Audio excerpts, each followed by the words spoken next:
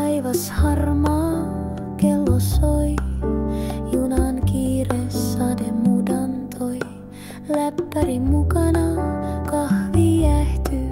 Ruuhka pysähtyy, päivä käynnistyy.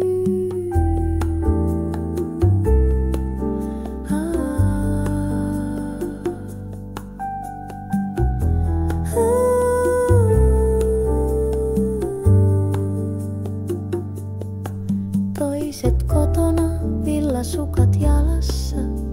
Mä tuijotan autojonoa taas aamussa. Metrossa seisoma paikka vaan, ja silti kokous kameralla alkaa.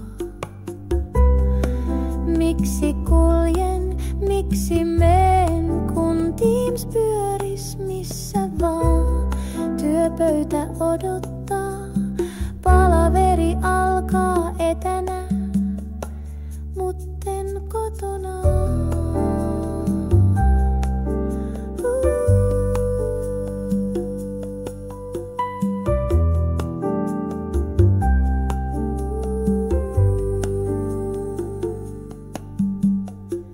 Autojuna, kävely vielä ennen kuin istun neukkarin tuolilla. Virtuaalinaamat rivissä ruudulla ja joku puhuu, mut ei kuulu kunnolla.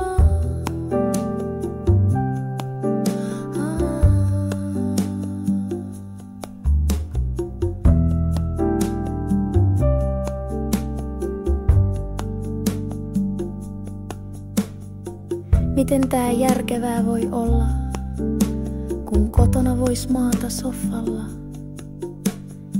Mä hikoilen matkalla, stressi pukkaa ja muut avaavat läppärin kotiloogissa. Miksi kuljen, miksi meen, kun Teams pyöris missä vaan. Työpöytä odottaa, palaveri alkaa etama. Ehkä vielä joskus koittaa se, kun Teams puhe